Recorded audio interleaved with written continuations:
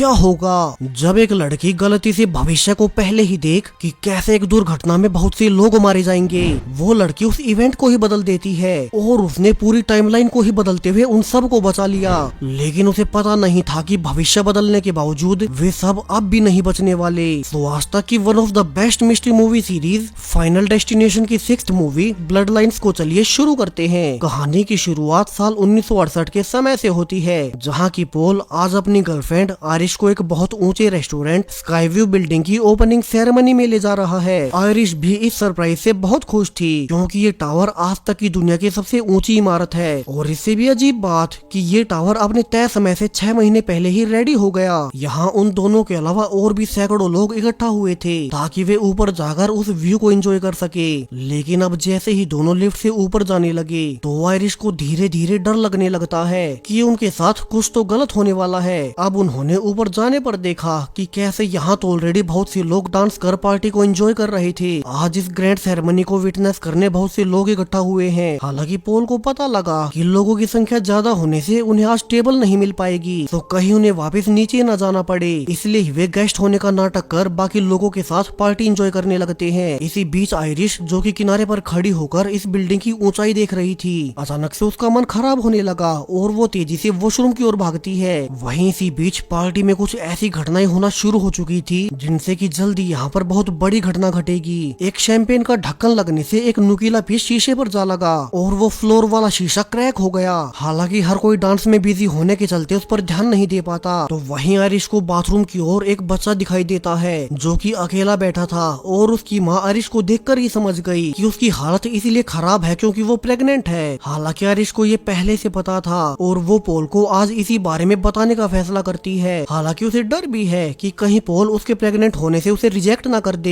अब ऊपर छत पर जाकर खुद पोल ही उसे प्रपोज कर देता है और जब आयरिश ने उसे अपने प्रेग्नेंट होने की सच्चाई बताई तो पोल तो उल्टा इससे और खुश हो गया और वे फाइनली खुश थे कि अब वे एक हो जाएंगे। तभी पीछे एक बच्चा, जो कि लगातार कुछ कॉइन्स को नीचे फेंके जा रहा था, अब उसे एक गार्ड रुकने को कहता है कि वो ऐसा ना करे, नीचे कॉइन फेंकने से किसी को चोट भी लग सकती है। हालांकि अब उस गार्ड के वापस जाने पर वो बच्चा फिर भी कॉइन्स को नीचे फेंकना जारी रखता है और इसी दौरान एक कॉइन अब हवा से वापस आते हुए बिल्डिंग की लिफ्ट वाली मशीन में जाकर फंस गया। वही अंदर आयरिश और पोल तो एक दूसरे के साथ बहुत एंजॉय कर रहे थे। वे अपनी लाइफ की नई शुरुआत जो करने वाले हैं कि तभी अब उस कॉइन के फंसने से बिल्डिंग के कुछ स्क्रूज एक एक कर बाहर निकलने लगे। तभी एक चेन रिएक्शन शुरू होते हुए पहले एक गैस लीक हुई और फिर डांस फ्लोर, जो कि शीशे से बना था, अब वही अचानक से टूट जाता है, जिससे कि बहुत सारे लोग तभी नीचे गिर गए। आयरिश देखती है कि पोल भी लटक गया और वो उसे बचाने की कोशिश भी कर रही थी, मगर वो भी नीचे गिर ही गया। यहाँ अब तक हर ओर भगदड़ मच चुकी थी। हर कोई खुद की जान बचाने के लिए नीचे जाने की कोशिश करने लगता है। लेकिन अब पहले जो गैस लीक हुई थी उसकी वजह से हर ओर आग लग गई, जिसमें भी बहुत से लोग मारे गए और बाकी बचे हुए लोग बिल्डिंग के दूसरी ओर भागते हैं। वहीं जब कुछ लोग सीढ़ियों से नीचे भी उतरना चाह रहे थे तो वो भी टूट गई, यानी कि अब नीचे जाने का एकमात्र रास्ता सिर्फ एलिवेटर ही बचा है। लेकिन अब यहाँ भी भीड़ ज्यादा होने से आयरिश लिफ्ट के अंदर नहीं घुस पाती। वही लिफ्ट में भी बहुत से लोग भर गए, जिससे कि लिफ्ट नीचे गिर जाती है और उसमें मौजूद सभी लोग मारे गए। अब आयरिश घबराते हुए इधर उधर भाग रही थी। इस तबाह होती हुई बिल्डिंग के बीच वे नीचे भी नहीं जा सकते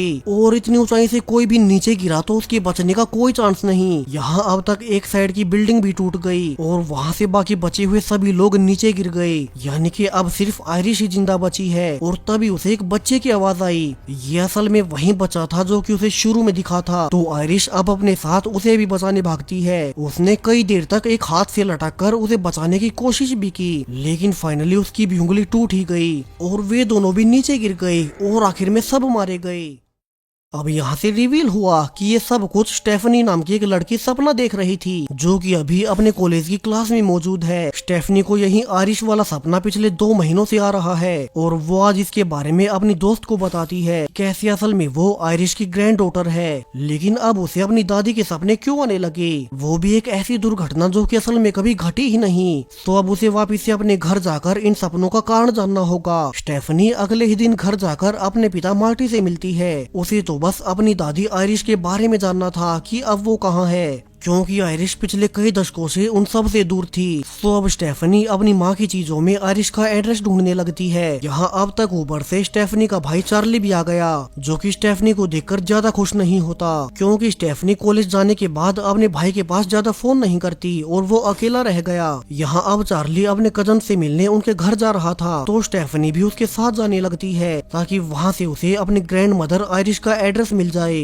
रास्ते में स्टेफनी ने अपने भाई को अपने सपनों के बारे में सब बता दिया कि कैसे उसे पिछले 2 महीनों से उनकी दादी आयरिश का बार बार एक ही सपना आता है, जिसमें कि उस ऊंची बिल्डिंग में मौजूद सभी लोग मारे जाते हैं, लेकिन ऐसा कुछ तो कभी हुआ ही नहीं था। उनकी दादी तो अब तक जिंदा है, तो उसे वो सपना बार बार क्यों आ रहा है? इसी का पता लगाने के लिए स्टेफनी अपनी दादी आयरिश से मिलना चाहती है। दोनों जल्द ही अपने अंकल के घर पहुंच गए, जहाँ के उनके कजन्स एरिक और बॉबी मिलते हैं। इसके अलावा उनकी एक बहन जूलिया भी थी। अब स्टेफनी सीधा अपनी आंट ग्रेंडा और अंकल होवर्ड से मिलने जाती है, जिनसे कि वो अपनी दादी आयरिश का एड्रेस पूछने लगी। हालांकि उसका अंकल होवर्ड अब आयरिश के बारे में कोई बात नहीं करना चाहता। वो गुस्से में कहता भी है कि कैसे उनके पिता पोल के मरने के बाद आयरिश पागलों जैसी बातें करने लगी। वो सिर्फ एक ही बात दोहराती कि कैसे जो लोग उस स्काई टावर के हादसे से बचे हैं वे अब एक एक कर सभी मर जाएंगे। आयरिश के वे 2 ही बच्चे थे, खुद होवर्ड और स्टेफनी की माँ डार्लिन। सो आयरिश को ऐसे बिहेव करते देख पुलिस ने होवर्ड और डार्लिन को आयरिश से दूर कर दिया।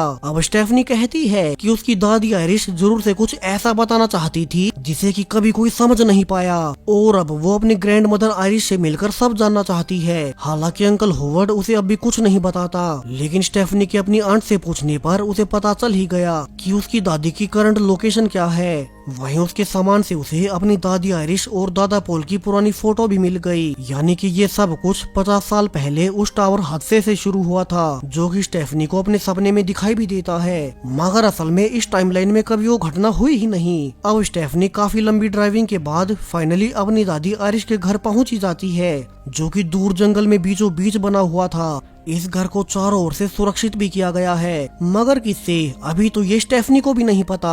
अब स्टेफनी इंटरकॉम पर बात कर अपनी दादी को यकीन दिलाती है कि कैसे वो उसकी नातिन है। स्टेफनी आयरिश की बेटी डार्लिन की बेटी है, तो वो उसे अंदर आने दे। अब आयरिश पहले स्टेफनी का फोन और गाड़ी की चाबियां सब कुछ बाहर एक बॉक्स में छोड़ने को कहती है। वो किसी भी नुकीली चीज को अंदर नहीं लाने देगी, जिसके बाद गेट खुल गया और स्टेफनी डरते हुए अंदर आकर देखती है कि कैसे आयरिश अब बूढ़ी हो चली थी। आयरिश स्टेफनी को देख खुश तो है, मगर वो उसके करीब नहीं जाती। स्टेफनी ने ये भी नोटिस किया कि आयरिश हर वक्त डरी रहती है, मानो कि उसे किसी घटना का अंदेशा हो। अब स्टेफनी की माँ डार्लिन के बारे में पूछने पर स्टेफनी ने रिवील किया कि कैसे उसे पिछले 2 महीनों से उन्हीं के सपने आ रहे हैं, जिसमें कि वे सब उस टावर में मारे जाते, लेकिन असल में तो ऐसा कभी हुआ ही नहीं। अब ये सुनकर आयरिश बताती है कि वो सब कुछ रियल में हुआ था। उस दिन जब वो पोल के साथ उस स्काई टावर में गई थी, तब ऐसा हकीकत में हुआ था, मगर वे सारे विजन्स उसने पहले ही देख लिए जब छत पर पोल उसे प्रपोज कर रहा था। सो आयरिश ने जल्दी सारी इवेंट्स बदल दी, क्योंकि उसे भविष्य का पहले से पता चल गया। उसी ने उस बच्चे से कॉइन छीन लिया, उस आग को बुझा दिया और फ्लोर पर जो क्रैक आया था उसके बारे में सबको बताया, जिनसे कि वो पूरी इवेंट ही बदल गई। और उस दिन उस टावर में जितने भी लोग मरने वाले थे, आयरिश ने भविष्य देखने की वजह से उन सब की जान बचा ली, जिसके बाद वो टावर हमेशा हमेशा के लिए बंद कर दिया गया। लेकिन समय के साथ आयरिश ने नोटिस करना शुरू किया कि जिन सब लोगों की उसने टावर पर मरने से जान बचाई थी, वे बाद में अन्य दूसरी घटनाओं से मारे जाने लगे। ऐसा लग रहा था मानो उन्हें असल में उसी टावर में मरना हो, वही उनकी नियति थी। मगर आयरिश ने वो इवेंट बदलकर उनकी जान बचा ली, और अब यूनिवर्स नहीं चाहता कि वे सब जीवित रहें। अब स्टेफनी हैरान थी कि ऐसा कैसे हो सकता है। यहाँ आयरिश ने आगे बताना जारी रखा कि बाद में मरने वाले उसी ऑर्डर में मरने लगे जिस ऑर्डर में वे उस टावर पर मरने वाले थे, और चूंकि आखिर में खुद आयरिश ही बची थी, तो उसने किसी तरह से अब तक खुद को बचाए रखा है। लेकिन अब 2 महीने पहले उसे भी कैंसर डायग्नोस हो गया, यानी कि वो ज्यादा दिन तक जी नहीं पाएगी। और ठीक उसी टाइम से स्टेफनी को भी उसके सपने आने लगे, यानी कि आयरिश के अनुसार अब स्टेफनी को उनके पूरे परिवार को बचाना होगा, क्योंकि अगर आयरिश मारी गई तो फिर यूनिवर्स एक एक कर उसकी फैमिली के मेंबर्स को भी मारने लगेगा। मौत उन सब के पीछे आएगी, क्योंकि उन्हें तो कभी पैदा ही नहीं होना चाहिए था। अब आयरिश अपनी इतने सालों की इन सब पर की गई रिसर्च स्टेफनी को देने लगती है, ताकि वो सब कुछ समझ सके। जिन तरीकों की वजह से वो अब तक मौत से बच पाई और इसलिए ही वो इस सेफ हाउस से बाहर नहीं निकलती। सो स्टेफनी इसी की मदद से अपनी फैमिली को बचा पाएगी। इसी दौरान उसे मैग्नीफाइंग ग्लास भी हिल गया और उसे एक प्लांट की रस्सी जलने लगती है, लेकिन आयरिश उसे नोटिस कर लेती है। अब स्टेफनी को अपनी दादी की बातों का कोई भरोसा नहीं होता। उनकी इन्हीं बातों की वजह से उसकी बाकी फैमिली आयरिश को पागल समझती थी। तो वो अब बिना डायरी को लिए ही वापस जाने लगती है। वहीं आयरिश बाहर जाने के बारे में सोचने लगी, क्योंकि उसे अंदाजा था कि वो किन किन तरीकों से मारी जाएगी। वैसे भी मौत इतने सालों से उसके पीछे है, लेकिन अब चूंकि वो तो कैंसर से वैसे भी मारी जाएगी, तो वो आयरिश को यकीन दिलाने के लिए कि वो सच बोल रही है और वो उनकी पूरी फैमिली को बचा ले, आयरिश अब उसे वो डायरी देने बाहर निकल आई और उसने कहा कि अब जो आगे होने वाला है उससे स्टेफनी को उसकी हर बात का भरोसा हो जाएगा। और तभी पीछे से एक विंग टूटते हुए एक फायर डिवाइस की मदद से सीधा आयरिश के सिर में जा घुसा और वो वहीं मारी गई। उसने ये सब कुछ पहले से प्रिडिक्ट कर लिया था और ऐसा ही हुआ। अब अगले दिन पूरी फैमिली आयरिश के फ्यूनरल पर इकट्ठा होती है। यहाँ स्टेफनी ने अपने पिता और अंकल होवर्ड को सब बताया कि कैसे आयरिश ने मरने से पहले उसे बता दिया था कि अब उसके मरते ही मौत उनकी पूरी फैमिली की ओर आएगी, तो वे सब सतर्क हो जाएं। हालांकि अब उसकी बातों का कोई भरोसा नहीं करता और तभी वहाँ पर स्टेफनी की माँ डार्लिन भी आ गई, जो कि उन्हें बचपन में ही छोड़कर चली गई थी। तो स्टेफनी गुस्से में उनसे दूर जाने लगती है और जब उसका भाई चार्ली उसे समझाने की कोशिश भी करता है कि उन्हें अपनी माँ से बात करनी चाहिए, तो भी स्टेफनी नहीं मानती, क्योंकि उनकी माँ उन्हें बचपन में ही उनके पिता के सहारे छोड़कर चली गई थी और अब वो उन्हें एक और मौका नहीं दे सकते। अब अगले दिन होवर्ड अपनी पूरी फैमिली के लिए एक लंच होस्ट करता है, क्योंकि अब पूरी फैमिली एक साथ इकट्ठा हुई है। हालांकि स्टेफनी वहाँ अपनी माँ के मौजूद होने से अपने घर चली गई और वो आयरिश की डायरी पर रिसर्च करने लगती है। उसी डायरी से पता चला कि कैसे वे किन किन चीजों से मर सकते हैं। मौत कभी उनका पीछा नहीं छोड़ती, जीने की इस दुनिया में होना ही नहीं चाहिए था। वहीं दूसरी ओर लंच के दौरान बॉबी से एक शीशे का टुकड़ा गलती से बर्फ में गिर गया, यानी कि वो किसी एक मेंबर के गिलास में जाने वाला है, क्योंकि वे टोस्ट कर रहे थे। जिसके बाद होवर्ड अपनी बहन डार्लिन से मिलने जाता है, क्योंकि वो बहुत सालों के बाद लौट रही थी।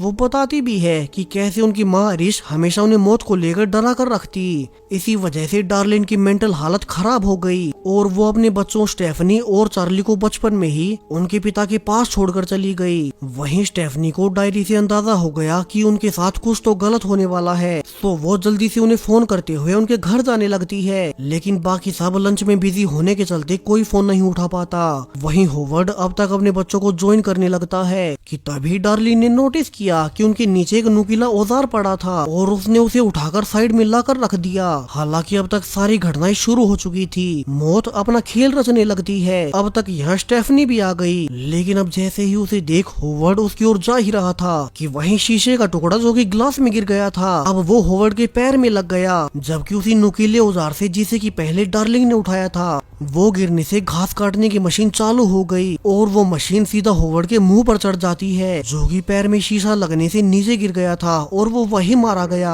अब यहाँ से तो स्टेफनी को आयरिश की थ्योरी कंफर्म हो चुकी थी कि आयरिश के मरते ही अब उसकी पूरी फैमिली मरने लगेगी, क्योंकि उन्हें तो कभी पैदा ही नहीं होना चाहिए था। सो स्टेफनी अपनी पूरी रिसर्च को तैयार कर अब अपनी फैमिली को इकट्ठा कर उन्हें सब समझाने लगती है। स्टेफनी ने बताना शुरू किया कैसे उस टावर में आयरिश द्वारा बचाए जाने के बाद वे सभी लोग उसी ऑर्डर में मारे जाने लगे जिस ऑर्डर में उन्हें उस टावर पर मरना था। लेकिन चूंकि उन सभी मरने वालों की संख्या सैकड़ों में होने से मौत को हर एक तक पहुंचने में कई साल लग गए और तब तक बहुत से लोग तो बच्चे तक पैदा कर चुके थे, जो कि कभी होते ही नहीं अगर वे टावर में मारे जाते। तो अब डेथ हर उसको मार रही है जिनका की कनेक्शन उस टावर में मौजूद लोगों से था। और आखिर में जब आयरिश का मरने का नंबर आया तो वो उस कैबिन में छिप गई और मौत को बरसों लग गए उस तक पहुँचने में, इसलिए उसके बाद कोई नहीं मर रहा था। लेकिन मौत अब आयरिश के मरने के बाद उनके पीछे आएगी। ये मरने का ऑर्डर बड़े से छोटे का होगा, मतलब कि होवर्ड आयरिश का बड़ा बेटा था, तो अब होवर्ड के मरने के बाद उसके तीनों बच्चे उनकी उम्र के हिसाब से मरेंगे। सबसे पहले बड़ा बेटा एरिक, फिर जूलिया और आखिर में सबसे छोटा बॉबी। उनके बाद होवर्ड की छोटी बहन डार्लिन की फैमिली का नंबर आएगा, जिसमें कि डार्लिन के बाद स्टेफनी खुद और आखिर में चार्ली। डेथ का पूरा ऑर्डर अब ये रहने वाला है।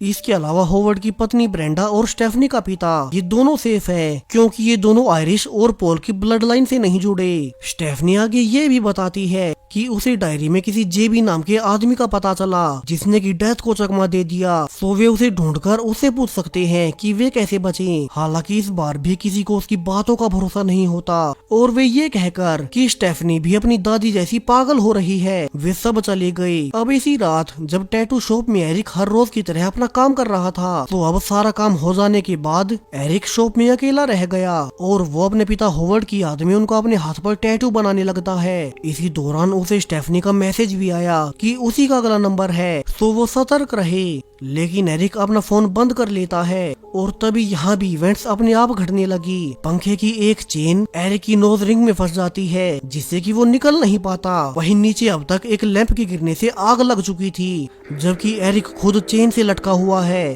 और तभी शॉप में एक बहुत बड़ा धमाका हुआ।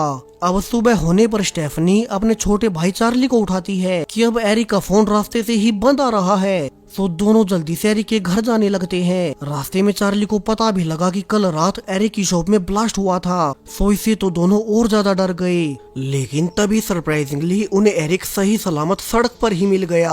वो बताता भी है कि वो कल रात वाले ब्लास्ट में बच गया था क्योंकि लकीली उसने एक लेदर जैकेट पहन रखी थी। अब स्टेफनी तो और कंफ्यूज हो गई कि एरिक किस्मत से कैसे बच सकता है। ऑर्डर के हिसाब से उसे ही मरना था, सो वो एरिक को आगे केयरफुल रहने को कहती है। स्टेफनी आयरिश की डायरी से अपने आइडियाज लगाने लगी, कैसे सोकर खेल रहे बच्चों की बोल उन्हें लग सकती है। वहीं पास में एक पेड़ पर ट्रिमर लटका हुआ है, साथ में ही एक आदमी पत्ते उड़ा रहा था, तो वे सभी चीजें एरिक को मारने की कोशिश कर सकती हैं। अब तक यहाँ एरिक की छोटी बहन जूलिया भी आ गई, सो स्टेफनी एरिक को अब कूड़े के ट्रक से दूर रहने को कहती है। तभी पीछे जब जूलिया जा रही थी तो पहले वाली सारी चीजें इकट्ठा होकर अब उनकी वजह से जूलिया उस कूड़े के ट्रक में गिर गई, सेम जैसा कि स्टेफनी ने प्रिडिक्ट किया था। लेकिन ये सब एरिक की बजाय उसकी छोटी बहन जूलिया के साथ हुआ।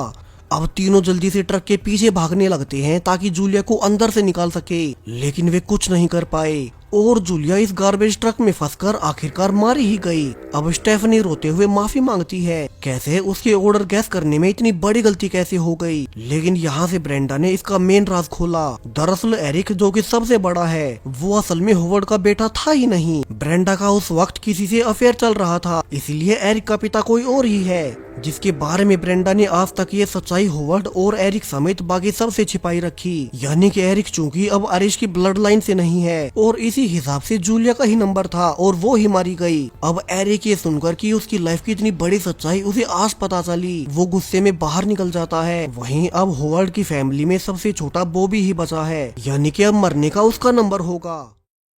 वहीं अब तो सबको स्टेफनी की थ्योरी पर यकीन भी हो चला है, तो वे प्लान करने लगते हैं कि वे बॉबी को कैसे बचाएं। अब मौत सीधा उसी के पीछे जाएगी। तभी उन्हें याद आया कि कैसे आयरिश की डायरी में किसी जेबी नाम के आदमी का नाम था जो कि मरने से बच गया और चार्ली ने अब तक उसका एड्रेस भी ढूंढ निकाला, कैसे वो पास के ही एक हॉस्पिटल में काम करता है। तो अब वे सब वहीं जाकर उससे इस बारे में पूछने का फैसला करते हैं। वहीं जाते हुए एरिक भी वापस आ गया, बेशक से उसका पिता कोई और हो, मगर उसने बॉबी को अपना भाई ही माना था। सो वो भी उनके साथ बॉबी को बचाने जाने का फैसला करता है। यहाँ रास्ते में जब स्टेफनी को अपने बचपन के फोटोज अपनी माँ की गाड़ी में नजर आए तो मैडलिन सफाई भी देती है कि वो बहुत डर गई थी। उसकी माँ आयरिश ने हमेशा उसे मौत के प्रति डरा कर रखा, इसलिए उसे अपने दोनों बच्चों से दूर जाना पड़ा, कहीं वे भी उसकी तरह पागल ना हो जाए। मगर अब सब कुछ सच निकल रहा है। सभी अब हॉस्पिटल जाकर उसी जेबी से मिलते हैं। ये वही जेबी है जिसे कि हम अब तक हर एक फाइनल डेस्टिनेशन मूवीज में देखते आए थे। अब स्टेफनी के उसे सब बताने पर जेबी रिवील करता है कि वो कोई और नहीं बल्कि वही छोटा बच्चा है जो कि उस हादसे वाले दिन अपनी माँ के साथ टावर पर गया था, लेकिन फिर वहाँ पर आयरिश ने उन सब को बचा लिया। यानी कि वो ओरिजिनल टाइमलाइन के हिसाब से आयरिश के बाद सबसे आखिर में मरने वाला था, लेकिन आयरिश ने मौत को अपने तक रोके रखा। वो आगे बताता है कि ऐसा सिर्फ उन्हीं के साथ नहीं और भी बहुत से लोगों के साथ हो चुका है। आज तक कभी कोई मौत को चकमा नहीं दे पाया, आज तक कभी कोई डेथ को चीट नहीं कर पाया। वो बताता है कि उसी ने आयरिश के साथ मिलकर पूरी दुनिया से दूर वो कैबिन बनाया था ताकि आयरिश वहाँ सेफ रह सके, लेकिन आखिरकार आयरिश को कैंसर हो गया और अब तो खुद उसे भी कैंसर है। अब स्टेफनी पूछती है कि फिर वे मौत से कैसे बचें। अब जेबी के अनुसार उसने अपने पूरे जीवन में मौत से बचने के 2 तरीके ढूंढ निकाले हैं। पहला कि जिस किसी का भी मरने का नंबर हो वो अपनी जगह किसी और को मार दे और फिर वे जिसे भी मारेंगे उसकी लाइफ उन्हें मिल जाएगी। वहीं दूसरा रास्ता ये है कि जिसका भी मरने का ऑर्डर है उसे किसी तरह से अपनी सांसें रुकने तक मरना होगा और फिर किसी तरह से आखिरी वक्त पर बाकी लोग उसे रिवाइव कर दें, जैसा कि एक बार हो भी चुका है। और उसके बाद मौत उनकी ब्लड लाइन का पीछा छोड़ अपने अगले शिकार पर निकल जाएगी। अब ये सुनकर एरिक अपने भाई बॉबी को बाहर ले आता है। वे शुरू में सोचते भी हैं कि क्या बॉबी को किसी और की जान लेनी चाहिए ताकि उन्हें किसी और की लाइफ मिल जाए। वही अगर उन्होंने ऐसा किसी बच्चे के साथ भी किया तो बॉबी को पूरी एक इंसानी लाइफ मिल जाएगी। लेकिन दोनों में से कोई भी इसके लिए तैयार नहीं होता और वे दूसरे वाला ऑप्शन चुनते हैं। अब चूंकि बॉबी को बचपन से ही नट से एलर्जी रही है, सो एरिक के प्लान के अनुसार वे उसे एक नट्स की चॉकलेट खिलाकर उसकी हालत खराब करेंगे। और जब बॉबी बिल्कुल मरने वाला होगा तो चूंकि वे हॉस्पिटल में मौजूद हैं, तो यहीं से एरिक बॉबी को मरने से ठीक पहले डॉक्टर के पास ले जाकर उसकी जान बचा लेगा। हालांकि अब जिस मशीन से वे नट्स वाली चॉकलेट निकाल रहे थे वो अटक गई और दोनों जबरदस्ती उस मशीन को हिलाकर पैकेट निकालने लगते हैं, जिसके की साथ में एक स्प्रिंग भी निकल आया। इसके बाद दोनों एक MRI रूम में चले गए ताकि कोई उन्हें देख ना सके और एरिक अब बॉबी को सेफ रहने का कहकर एक व्हील चेयर लेने चला जाता है ताकि उसे मरते हुए बॉबी को डॉक्टर तक ले जाने में कोई लेट ना हो। हालांकि इसी बीच उनसे गलती से MRI मशीन चालू हो गई जो कि मेटल को अपनी ओर आकर्षित करती है, यानी कि मौत अपना खेल खेलना शुरू कर चुकी थी। अब बॉबी के लिए व्हील चेयर लाने के बाद एरिक उसके पास से उसका इंजेक्शन भी ले लेता है ताकि वो एलर्जी होने के बाद इंजेक्शन न लगा सके और उनका प्लान काम कर जाए। अब प्लान के अनुसार बॉबी ने वो चॉकलेट खा ली जिससे कि उसे एलर्जी होना शुरू हो जाती है, लेकिन उन्होंने ध्यान नहीं दिया कि पीछे MRI मशीन भी चल रही थी जो कि अब एक एक कर सारी मेटल की चीजों को अपनी ओर खींचने लगी। यहाँ एरिक ने अपनी पूरी बॉडी में मेटल पियर्स करवा रखे थे, तो अब एक एक कर उसकी पूरी बॉडी MRI मशीन में खींचने लगती है और आखिरकार एक व्हील चेयर के लगते ही एरिक अब पूरा ही MRI मशीन में जा फंसा और कुचल कर मारा गया। तो वहीं बॉबी अब एलर्जी से मरते हुए एरिक के हाथ से इंजेक्शन लेने गया और फाइनली उसने खुद को शॉट भी दे दिया, लेकिन बाहर भी अब तक MRI मशीन की मैग्नेटिक फील्ड पहुंच चुकी थी जिससे कि एक नर्स उस रूम में देखने जाती है कि ये क्या हुआ। और जैसे ही उसने दरवाजा खोला तो वही मशीन वाला स्प्रिंग जो कि गलती से एरिक और बॉबी की वजह से बाहर निकल गया था वो ही अब खींचते हुए सीधा बॉबी के सिर में जा लगा और वो भी मारा गया। यानी कि अब सिर्फ डार्लिन, स्टेफनी और चार्ली ही बचे। सो डार्लिन ऑफर करती है कि चूंकि अगला उसी का नंबर है तो वो अपनी माँ आरिश के कैबिन में रहने चली जाएगी जो कि सबसे सेफ है। वहाँ पर मौत उसका कुछ नहीं बिगाड़ सकती और जब तक डार्लिन को कुछ नहीं होगा तब तक स्टेफनी और चार्ली भी सेफ रहेंगे क्योंकि मौत एक ऑर्डर में ही चलती है। अभी तो उनके पास और कोई तरीका नहीं। वैसे भी डार्लिन अपने बच्चों के लिए पहले कुछ नहीं कर पाई, लेकिन अब वो उनकी जान बचाने के लिए उम्र भर उसी सेफ कैबिन में बंद रहने को तैयार है। तीनों अब बहुत लंबी ड्राइविंग के बाद फाइनली उस कैबिन तक पहुंच ही जाते हैं, लेकिन यहाँ तो गेट्स बंद थे और उनमें बिजली का करंट दौड़ रहा था। सो स्टेफनी अब अपनी गाड़ी से टक्कर मार गेट को तोड़ अंदर घुस जाती है, लेकिन इसी दौरान उसकी सीट बेल्ट अटक गई और वो वहीं फंस गई। हालांकि अभी तो उन्हें उनकी माँ डार्लिन को सेव करना था। सो चार्ली डार्लिन को लेकर जल्दी से कैबिन के अंदर जाने लगता है। वहीं अब मौत का प्रोसेस फिर से शुरू हो चुका था। सो एक बिजली की वायर टूटते हुए कैबिन पर गिर गई जिससे कि अंदर का स्टोव फट जाता है और बहुत बड़ा ब्लास्ट हो गया। बाहर डार्लिन और चार्ली तो घायल हुए ही, साथ ही वो गाड़ी भी पलट गई जिसमें कि स्टेफनी सीट बेल्ट से निकल नहीं पा रही थी। बाहर डार्लिन जल्दी से भागकर अपने बेटे चार्ली को दबने से बचाती है कि तभी एक पार्ट उसी पर आ गिरा और डार्लिन मारी गई। वहीं गाड़ी में स्टेफनी पानी में डूब रही थी और मरने का उसी का नंबर था, लेकिन चार्ली ने जल्दी से भागकर किसी तरह से आखिरी वक्त पर उसे बाहर निकाल ही लिया और उसे बचा लिया। अब उन्हें जेबी ने पहले से बता दिया था कि अगर कोई थोड़ी देर मरकर जीवित हो जाए तो मौत उनकी ब्लड लाइन से आगे निकल जाती है। ऐसा ही कुछ स्टेफनी के भी साथ हुआ और दोनों खुश होते हैं कि वे अब बच जाएंगे। अब इस घटना को कई दिन बीत चुके हैं। दोनों भाई बहन अपने पिता के साथ उनके पास्ट में जो कुछ हुआ उसे भुलाने के लिए लाइफ में आगे बढ़ चुके थे। आज वे एक साथ चार्ली के एक दोस्त को पार्टी के लिए लेने भी गए, जहाँ की वे एक डॉक्टर को सब बताते हैं कैसे चार्ली ने स्टेफनी को कुछ देर मरने के बाद बचा लिया, लेकिन अब डॉक्टर उन्हें बहुत बड़ा राज खोलता है। कैसे स्टेफनी तो कभी मरी ही नहीं थी। मेडिकल साइंस के अनुसार वो सिर्फ बेहोश हुई थी, यानी कि मौत ने उनका अब तक पीछा नहीं छोड़ा। और तभी पीछे एक औरत के हाथ से एक सिक्का गिरते हुए वो सीधा एक रेलवे ट्रैक के बीच जाकर फंस गया, जिससे कि ट्रेन अब ट्रैक से नीचे उतरते हुए स्टेफनी और चार्ली के पीछे जाने लगती है। और आखिरकार उन दोनों के दूर भागने के बावजूद वे दोनों उसके नीचे दबकर मारे ही गए, यानी कि मौत को कोई धोखा नहीं दे सकता। और इसी शॉकिंग एंडिंग के साथ ये पूरी मूवी यहीं पर खत्म हो जाती है। सो चैनल को सब्सक्राइब करें और भी ऐसी ही लेटेस्ट वीडियोस के लिए। Thank you.